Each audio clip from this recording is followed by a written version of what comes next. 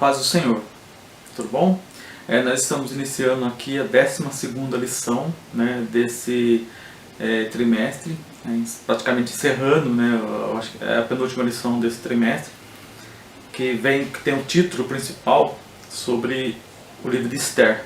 Né? Nós estamos falando sobre Esther já, né, há praticamente 3 meses, a soberania e o poder de Deus na preservação do seu povo.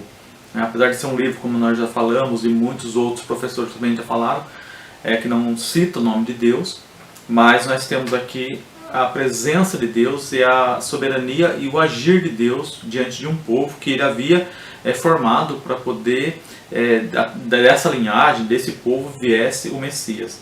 Então nós vamos ver através de Esther, de todos os outros que estão envolvidos ali, Mardoqueu e todos os outros que estão envolvidos ali do povo hebreu, o operar de Deus. Né? Então, é um livro fantástico, maravilhoso, né? Que nós podemos tirar grandes lições, como essas 13 lições que estão sendo apresentadas aqui na Escola Bíblica Dominical da nossa igreja. Amém? Eu gostaria também de agradecer agora ao Cláudio, né? O Claudinho, que tem nos confiado esse privilégio de poder compartilhar o conhecimento que Deus tem nos dado para a igreja e também aprender muito mais, e ao pastor Carlos também, que é o nosso presidente, que também tem confiado a nós esse trabalho de falar, de pregar, de ensinar sobre a palavra de Deus. Amém? Então, a 12ª lição fala assim: testemunhando a grandeza de Deus, o título que foi dado pelo escritor, e ele tem alguns parâmetros aqui que ele vai nos apresentar, e nós vamos discutir sobre isso, desses minutos que nós temos aqui, sobre o conhecimento e sobre o que Deus nos apresenta através dessa palavra, né, e o que o escritor quis nos mostrar, como nós podemos testemunhar a grandeza de Deus. Tá? O texto áureo dessa lição está em Esther capítulo 9, versículo 32. Ele diz assim: e o mandado de Esther estabeleceu o que respeitava ao Purim, escreveu-se num livro, Esther 9:32. E a verdade aplicada diz assim: somente confiando no Senhor podemos superar todas as afrontas que nos advém do diabo. Tá? Os objetivos da lição são 3, né, que nos apresentam, e diz assim: ensinar que Deus continua protegendo o seu povo, destacar que Deus ainda continua o mesmo e considerar que precisamos celebrar nossas vitórias. O texto de referência está em Esther capítulo 9, a partir do versículo 20. Ele vai falar sobre o versículo 20, 21, 26 e 28. Se você não tiver a revista para acompanhar, pode acompanhar na sua Bíblia o texto de referência que é apresentado para nós, para que podemos discutir sobre o tema testemunhando a grandeza de Deus. Diz assim, ó: e Mardoqueu escreveu essas coisas e enviou cartas a todos os judeus que se achavam em todas as províncias do rei Assuero, aos de perto e aos de longe, ordenando-lhes que guardasse o dia 14 do mês de Adar e o dia 15 do mesmo, todos os anos. Por isso, aqueles dias chamam Purim, do nome Pur, pelo que também, por causa de todas as palavras daquela carta e do que viram sobre isso e do que lhes tinha sucedido. Versículo 28.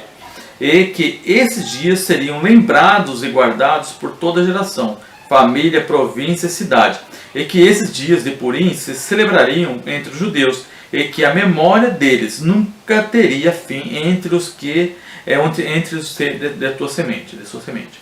Amém? Então, o que ele vai apresentar aqui para nós nesse texto de referência, nós já discutimos várias vezes sobre a história de Esther, né, da condenação que o povo judeu recebe através de um homem cruel, de um homem que queria destruir o povo de Israel, mas a vitória que eles têm é maravilhosa, né? Deus agindo na história, sempre Deus agindo na história. Então nós vamos ver que esse homem, né, Amã, que tentando de uma forma cruel destruir o povo judeu, ao mesmo tempo ele sendo destruído através de seus próprios atos. Em todos os momentos nós vemos o agir de Deus aí nessa história de Esther. Deus colocando ela no palácio, Deus colocando Mardoqueu, e ouviu, né, coisas que poderiam destruir o rei, né, uma conspiração que poderia destruir o rei, e tudo isso foi usado e foi benefício para que o povo judeu pudesse ser liberto. Então Deus agindo na história. O que eu sempre paro para analisar e sempre penso, e sempre digo também, é que Deus, como é o Senhor da história, tudo que acontece é permissão dele, né? Nós não podemos, em hipótese alguma, imaginar que o que está acontecendo hoje no mundo, ou o que já aconteceu nas eras passadas, nos séculos passados, Deus não estava agindo na história. Sempre Deus está agindo na história. Tem um livro fantástico que eu amo, eu gosto muito de ler, eu já li ele algumas vezes, indico ele também, que fala o cristianismo através dos séculos. É um livro muito bom, que fala desde o início do cristianismo até os dias de hoje, praticamente. E ele vai nos mostrar que Deus sempre esteve na história, Deus sempre esteve no controle de tudo, né? Certa vez eu estive num parque, né, lá em Orlando, é um parque da Bíblia, é um parque exclusivamente sobre a história da Bíblia. Não é um parque de diversão unicamente, mas a função dele ali é mostrar-nos a Bíblia através de teatros, através de museus, muitas coisas fantásticas que existem lá dentro. Esse parque existe lá em Orlando, nos Estados Unidos. E eu estive lá, eu passei uma tarde lá, um dia praticamente nesse parque, e eu fui vendo todas as partes. E lá tem algumas réplicas, por exemplo, do túmulo, né? Uma réplica do túmulo que está em Israel, o túmulo de Jesus, né?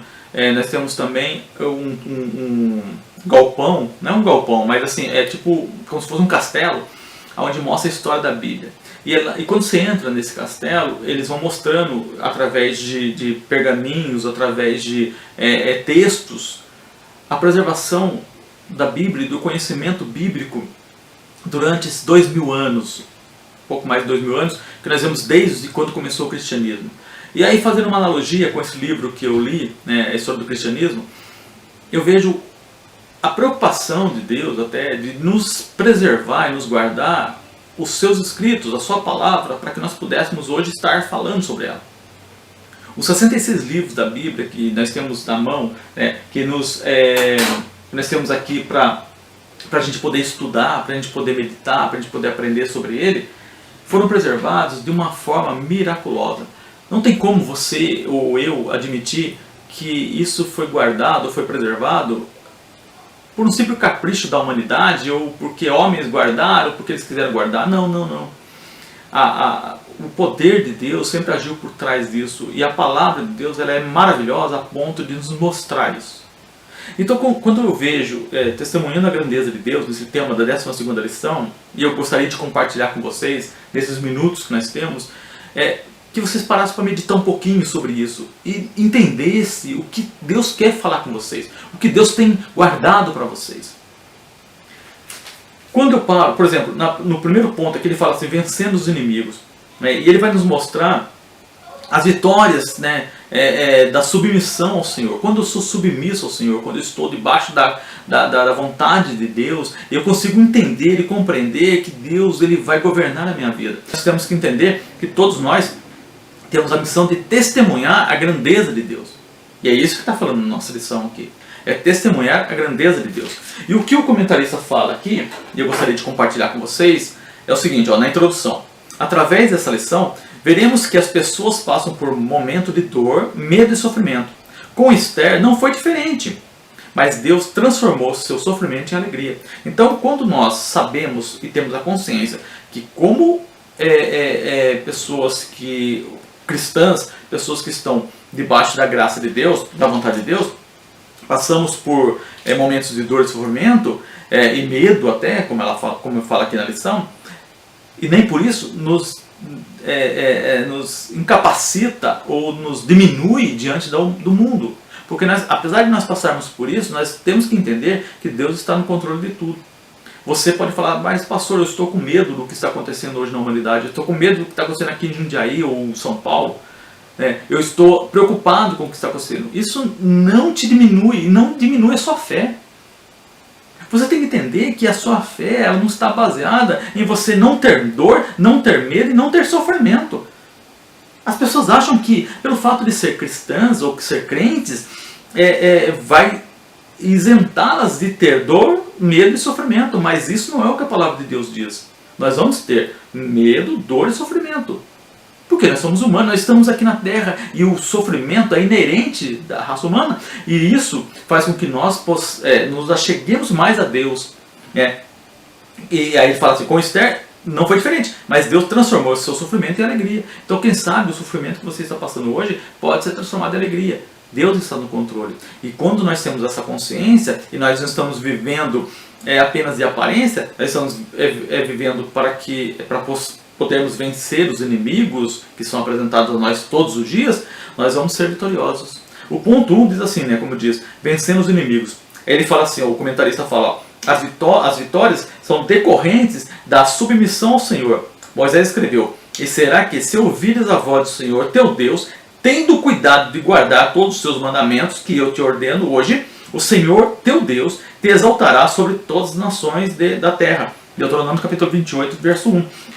Davi, Josué, Sansão e outros venceram seus inimigos em virtude de o Senhor lutar ao lado deles. Por isso devemos confiar na proteção divina, pois o Senhor nos guarda de forma especial. Você, meu irmão e minha irmã, é guardado de uma forma especial, porque Deus está no controle de tudo. E no 1.1 ele diz assim, a surpreendente ação de Deus. Ao vermos a história de Mardoqueu e de Esther, percebemos que Deus tinha um propósito na vida dos dois. Era um projeto com o qual ambos jamais sonhavam. Foram usados para que o rei fizesse um decreto em favor dos judeus. Somente nesse dia foram mortos pelos judeus, na fortaleza de Suzã, 500 homens. Em Esther capítulo 9, versículo 6. Podemos notar que os propósitos do Senhor são perfeitos. Jeremias escreveu, porque eu bem sei os pensamentos que penso de vós, diz o Senhor, pensamentos de paz e não de mal, para vos dar o fim que esperais. Está em Jeremias capítulo 29, versículo 11. Então, Deus está no controle. Deus está no controle, nunca se esqueçam disso. Que Deus está no controle da minha e da sua vida.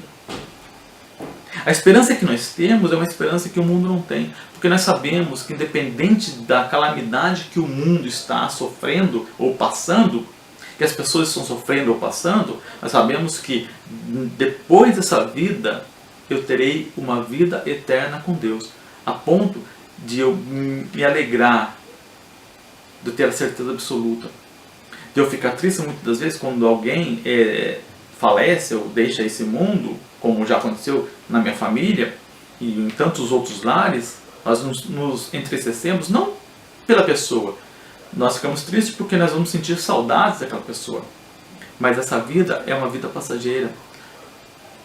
É como a Bíblia nos fala que é como a neblina. O que é neblina? Você acorda de manhã, uma noite fria, o sol começa a sair e a condensação do ar forma aquela neblina que cobre as montanhas, que cobre as rodovias, mas o sol continua forte e essa neblina se dissipa e poucos minutos depois não existe mais nada. Essa é a vida do ser humano, como a palavra de Deus nos diz. Onde você quer guardar a sua esperança? Em Jesus? É uma vida eterna? É o que a palavra de Deus nos ensina? Ou é apenas do que o mundo nos apresenta? Qual é a sua esperança? Ponto 2 diz assim, Deus é o nosso fiel protetor. Então Deus, Ele é o que nos protege, porque nós estamos submissos à sua autoridade. Como servos de Deus, nós estamos submissos a Ele. Isso a rainha Esther vai nos mostrar aqui, nessa submissão, e Deus a atendeu. E 1.3 diz assim, Deus muda a tristeza em alegria. Quantas vezes Deus tem transformado os momentos tristes da nossa vida em momentos de alegria, depois do período que nós passamos, que faz parte, né? O próprio Jesus nos disse que nesse mundo nós teríamos aflições, mas Ele tinha vencido esse mundo. Então, se Ele venceu, nós como seguidores dos seus passos também vamos vencer, somos capazes de vencer. Aí ele fala assim, o comentarista, Esther estava vivendo uma intensa aflição por parte de Amã. Embora tivesse enfrentado dificuldades na infância, Esther manteve-se pura e serena. Ela pôde dizer, Senhor, fizeste subir a minha alma da sepultura, conservasse-me a vida para que não descesse ao abismo. Por isso devemos confiar somente no Senhor, porque Ele tem o poder de mudar tudo. Ele é o Senhor da vida. Pode mudar momentos de tristeza em momentos de alegria. O ponto 2 aqui da nossa lição, ele vai falar sobre que Deus é o juiz de Israel. Só que antes de entrar no ponto 2 aqui da lição, ontem de madrugada eu estava lendo um livro, estava terminando de ler um livro, e um texto surgiu e eu passei o dia pensando nele. É uma parábola, uma passagem de Lucas, que vai nos mostrar como nós devemos compreender e entender o que Deus quer para nós, né? Quando nós pegamos aqui na lição e falamos sobre testemunhar a grandeza de Deus, eu tenho que compreender como eu posso testemunhar. E eu gostaria de compartilhar com vocês o que Deus colocou no meu coração. Então vamos lá, a palavra de Deus em Lucas, no capítulo 16, ele vai falar sobre uma passagem que é muito conhecida da igreja, que fala da parábola do rico e Lázaro, né? Capítulo 16 de Lucas, versículo 19 em diante. Ele fala assim: ora, havia um homem rico e vestia-se de púrpura e de linho finíssimo, e vivia todos os dias regalada e esplendidamente. Havia também um certo mendigo, chamado Lázaro, que jazia cheio de chagas à porta daquele, né, do homem rico. E desejava alimentar-se com as migalhas que caíam da mesa do rico, e os próprios cães vinham lamber-lhe as chagas. E aconteceu que o mendigo morreu e foi levado pelos anjos para o seio de Abraão, né, para o céu. E morreu também o rico e foi sepultado. E no Hades ergueu os olhos, né, o rico, estando em tormentos, e viu de longe Abraão e Lázaro no seu seio. E clamando disse: Abraão, meu pai, tem misericórdia de mim, e manda a Lázaro que molhe na água a ponta do seu dedo e me refresque a língua, porque estou atormentado nessa chama. Disse, porém, Abraão: filho, lembra-te de que recebesse os teus bens em tua vida, e Lázaro somente males. E agora este é consolado, e tu és atormentado.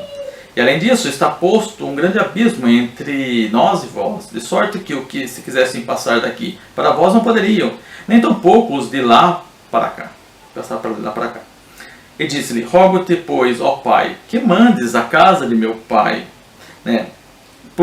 Pois tenho 5 irmãos, para que lhes dê testemunho, a fim de que não venham também para esse lugar de tormento. Disse-lhe Abraão: eles têm Moisés e os profetas, ouçam-nos. E disse ele: não, Abraão, meu pai, mas se algum dos mortos fosse ter com eles, arrepender-se-iam. Porém Abraão lhes disse: se não ouve a Moisés e aos profetas, tampouco acreditarão, ainda que algum dos mortos ressuscite. O que esse texto tem a ver com o que nós estamos estudando aqui sobre a testemunha da grandeza de Deus? Desde a minha infância, adolescência, né, eu conheço esse texto. Quando a gente para pensar nesse texto, a gente sempre pensa no inferno, no paraíso. Mas a gente não para às vezes para pensar no que aquele homem que estava em tormento estava pedindo, e na resposta principal, no caso de Abraão ali, a esse homem que estava em tormento. Quando eu falo que eu tenho que testemunhar a grandeza de Deus, eu estou dizendo o quê? Que eu vou testemunhar sobre o quê? Sobre a palavra de Deus. Quando o tema da lição é esse, testemunhando a palavra de Deus. Se eu estou testemunhando a palavra de Deus, significa que eu estou falando o quê? Falando do que está escrito nos 66 livros que foi nos presenteado, como eu já disse no início, por Deus, preservado por Deus como a sua palavra. Essa palavra vai falar sobre as leis de Moisés, o que o Abraão estava dizendo, e sobre os profetas. E para nós hoje que fazemos parte da igreja, ainda temos os evangelhos que falam sobre a vida do Messias que chegou para nós, como é testemunho lá em Hebreus capítulo 12, né? Que a fé foi consumada nele, né? Hebreus está dizendo, o escritor aos Hebreus está dizendo que a fé que os antigos tinham, né, que está no capítulo 11, que olhava para frente, agora ela já tinha se consolidado, ou seja, o Messias já tinha vindo. Então, que ele é o autor e consumador da fé que eles tinham, e a nossa esperança da ressurreição e vida eterna. Bem, então se a Bíblia, nesses 66 livros, ela me apresenta uma completa ensino total, capaz de eu entender e compreender que Deus está no controle de tudo e Ele vai me nortear e vai me mostrar qual é o caminho, o que mais eu quero além dos 66 livros? A pergunta que eu estou dizendo a vocês, estou fazendo a vocês, o que eu tenho que testemunhar? A lição fala testemunhando a grandeza de Deus. Só que infelizmente, muitos pregadores itinerantes ou homens que se dizem proclamadores do Evangelho, vivem pelo Brasil e pelo mundo não contando as grandezas dessa palavra de Deus. Não falando sobre os profetas e sobre Moisés e sobre aqui também o Novo Testamento. O que eles dizem? E o que eles vivem falando? Vivendo, contando histórias da sua vida. É muito importante, e eu creio que é interessante, até para fortalecer em parte a fé de alguém, que algum testemunho seja contado, mas não que o foco do culto a Deus seja o contar de testemunhos. O que aconteceu na minha vida, o que aconteceu na vida de outras pessoas, de outros pastores, é importante? Mas é importante, sim, com certeza é importante, mas é importante para mim principalmente. Mas ela não tem que ser a principal mensagem que eu levo e proclamo no Evangelho. Se eu for chamado, ou você for chamado, para ensinar a palavra de Deus e para pregar a palavra de Deus, e você colocar como foco a sua vida, você está apenas contando uma história da sua vida que não faz parte da palavra de Deus. Muitos pregadores, como eu disse, que vivem pelo Brasil, vivem contando histórias. Vivem contando fábulas. Vivem contando experiências. Só que o púlpito e a igreja não é lugar de você contar fábulas. Não é lugar de você contar histórias. Não é lugar de você contar o que você é capaz de fazer ou deixar de fazer. O púlpito, lugar que nós estamos ali para ensinar as pessoas, ensinar pessoas que estão ali dispostas a aprender da palavra de Deus, é ensinar a palavra de Deus. Não crie teologias, não crie ensinos baseados apenas nas suas experiências. As suas experiências servem para você. Porque se ela fosse interessante, Abraão teria dito para aquele homem que estava lá no Hades. Eles têm Moisés, os profetas e as experiências dos que estão à sua volta. Mas não é a experiência dos que estão à sua volta que vai mudar a vida dele. O que muda a vida das pessoas é o que está escrito na palavra de Deus. É o que Moisés deixou. É o que os profetas deixaram escritos. E é o que os apóstolos deixaram para nós. Isso é o que muda as pessoas. É a palavra de Deus. Não acrescentem uma vírgula a essa palavra. O que Abraão estava dizendo para ele, para aquele homem, era que não é o milagre que faz você se tornar um cristão. Mas quando você é um cristão, você pode receber milagres. Infelizmente, na nossa trajetória, no tema aqui de testemunhar a grandeza de Deus, nós temos visto pessoas que não testemunham da grandeza de Deus, biblicamente falando. Que Deus é capaz de transformar a sua vida, a minha. Quantas coisas eu já recebi de Deus, mas isso é para eu me edificar. Quando eu vou pregar, quando eu vou ensinar, eu ensino a palavra de Deus. Eu não ensino a minha vida. A minha vida é o de menos. Porque eu apenas sou um instrumento de Deus. E se Deus quisesse fazer um milagre na minha vida, ou quiser fazer milagres, amém. Mas se Ele não quiser me curar ou me salvar, no sentido de salvar das aflições desse mundo, o que vai mudar a minha vida? O mais importante é a minha salvação eterna. A minha vida eterna. Essa sim eu tenho que ter garantia. E essa eu tenho garantia. Por ser um eleito de Deus, um escolhido de Deus. Então, tem pessoas que muitas das vezes não têm testemunhado, Quando nós vemos aqui que Deus é o juiz de Israel, aqui nos mostrando, e é o que essa parábola está dizendo sobre Moisés e os profetas, é porque Deus sempre esteve no controle e na direção de Israel, independente das pessoas individuais. Deus estava sempre no controle. Tem pessoas que vivem, como eu disse, apenas pelo milagre. O que aquele homem que estava, o Lázaro, né, o rico que estava no Hades, o que ele pediu para que Abraão fizesse? Fizesse um milagre. Ele diz assim lá na parábola, que ele diz assim, ó, se alguém se levantar dos mortos, ou seja, se alguém ressuscitar e for pregar, e for falar, eles vão crer.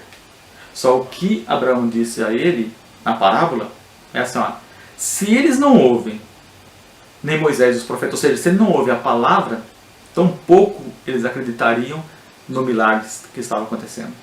Se nós transferíssemos isso para os dias de hoje, mesmo que caísse fogo do céu, mesmo que mortos fossem ressuscitados, mesmo que pessoas fossem curadas, se precisa disso para que as pessoas se convertam, então a palavra de Deus está em falta.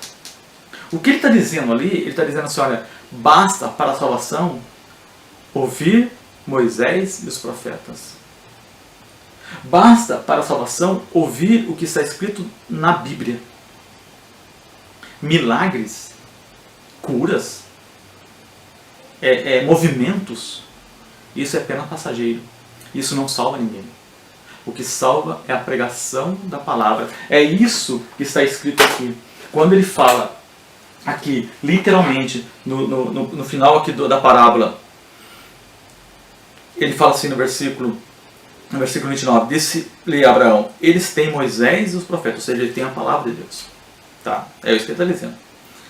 Ele disse, não, Abraão, meu pai, mas se algum dos mortos, ou seja, se um milagre acontecesse,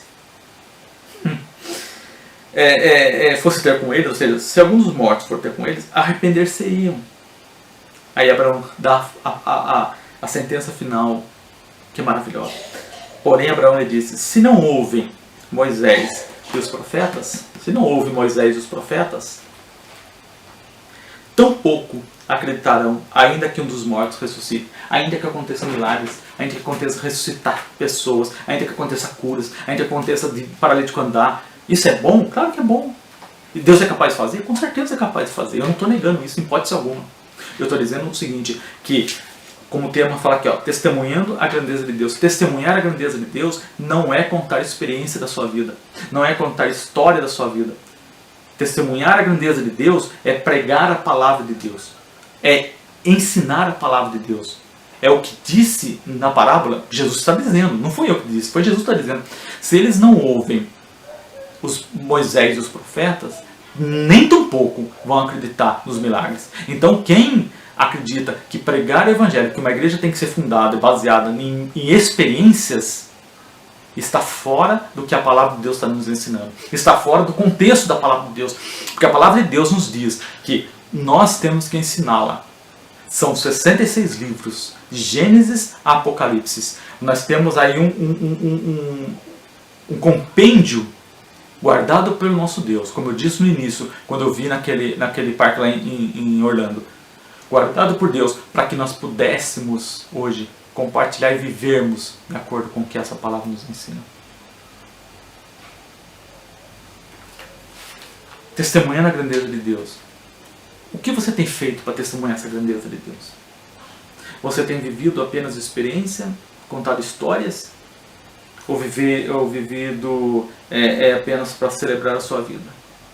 Mas Deus está nos mostrando e nos ensinando que nós temos muito mais para falarmos, para ensinarmos, para vivermos.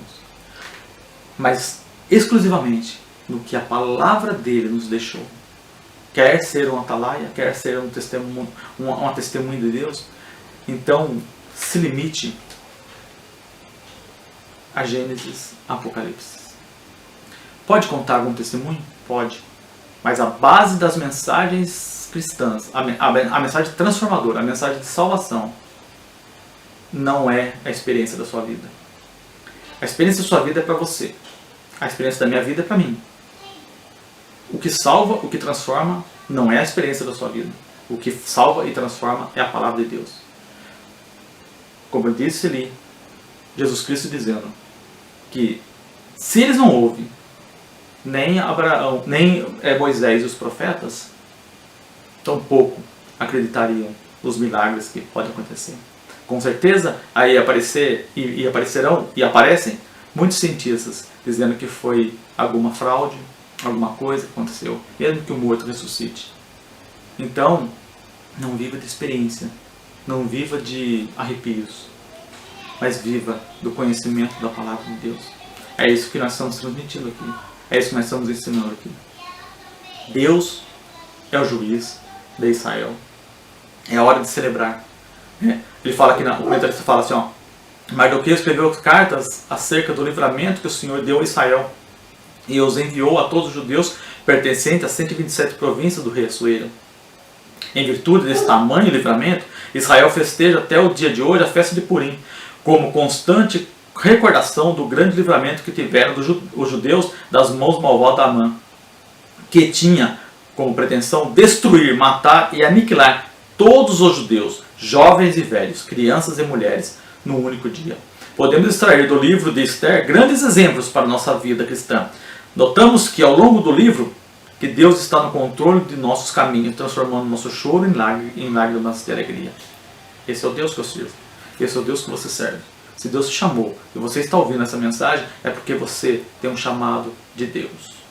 Amém? Então o 3 aqui da nossa lição, ele fala assim, o Senhor permite a aprovação de Esther. A aprovação é o meio pelo qual o Senhor nos aperfeiçoa. Esther passou por esse momento de provação, contudo teve forças para adorar o Senhor, e no fim pôde festejar juntamente com seu povo a vitória. Esther, no momento de maior aprovação, depositou sua confiança no Senhor. A Bíblia diz, crede no Senhor, vosso Deus, e estareis seguros. O nível da nossa comunicação, a comunhão com Deus em oração, é que nos traz segurança. O Senhor Deus não desampara aqueles que o buscam. É através da palavra de Deus que encontramos a verdadeira segurança que só Jesus pode oferecer. E aí a gente consegue entender isso.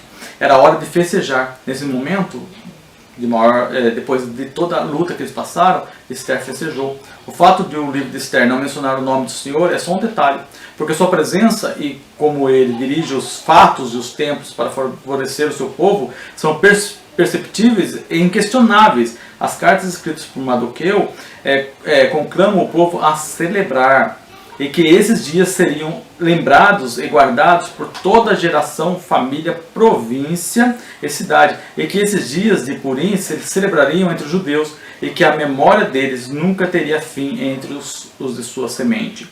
A celebração por parte dos judeus nos ensina que as lembranças traumáticas do passado devem tornar-se a base não de consternação, e sim de celebração. Amém? E Esther movida por fé, né? Nós devemos ser movidos por fé. Esther alcançou o topo mais alto de uma mulher poderia chegar. Contudo, ela nunca se preocupou com isso, nem com a fama, dinheiro, poder e domínio. Esther podia muito bem desfrutar da sua posição que exercia dentro da casa do rei, mas também entendia que a mulher sábia edifica a casa. Ela sempre demonstrou ser uma serva fiel ao Senhor, nunca perdendo sua fé. Tudo, absolutamente tudo, muda na vida de uma pessoa se ela tem fé. Esther era movida pelo Espírito de Deus, uma mulher de decisão, ainda que discreta e silenciosa. Ela agia de maneira afável e confiava que o Senhor faria o restante. Precisamos ter a fé de Esther para podermos ver as grandezas do Senhor. E o 3.3 diz assim, Deus cuida do seu povo. Jesus disse a Pedro, apacenta as minhas ovelhas.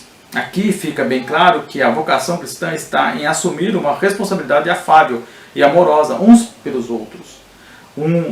Dos privilégios em ser cristão está no fato de convivermos numa comunidade de pessoas mutuamente responsáveis pela vida uns dos outros. Esther se uniu ao seu primo para proteger seu povo do perverso Amã. A Bíblia nos ensina que os dois principais mandamentos são amar a Deus sobre todas as coisas e ao próximo como a nós mesmos. Mateus 22, 37 e 39. E a conclusão da revista diz assim, estudamos que a graça de Deus transforma as nossas angústias e consternação em alegria. Aprendemos que necessitamos celebrar as nossas vitórias através de cânticos espirituais. para não nos esquecer de que o Senhor é bom para conosco. Amém? Que nós possamos viver exclusivamente para a obra de Deus, né? Entendendo que nós somos apenas instrumento de Deus. Como diz o tema da lição, testemunhando a grandeza de Deus. Que eu possa ser uma testemunha viva das grandezas de Deus. E não das minhas coisas, ou das minhas vitórias, das minhas experiências apenas. Isso pode sim fazer parte de um testemunho, sim, com certeza. Mas isso não deve ser o foco principal da igreja. O foco principal da igreja é pregar a palavra de Deus. O foco principal do testemunhador aqui é levar o testemunho da palavra de Deus. Não de você, levar o testemunho da palavra de Deus. Nós temos aí a Bíblia, que nos foi deixada, guardada, protegida, para que nós pudéssemos testemunhar a palavra de Deus. Amém? Vamos orar?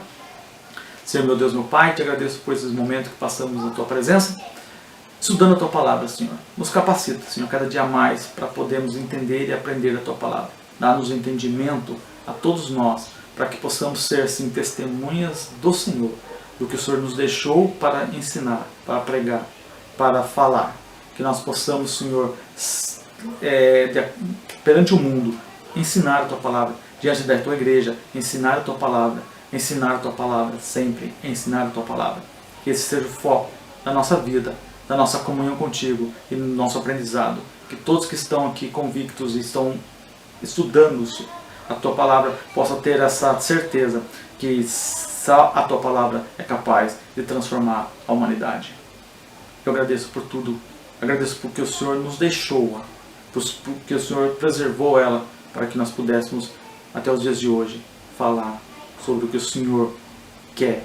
E o Senhor quer e determinou que nós falássemos. Em nome de Jesus Cristo eu agradeço. Amém. Agradeço a todos e que nós possamos, no próximo domingo, encerrar a última lição, né, a última lição desse trimestre, falando ainda do livro de Esther.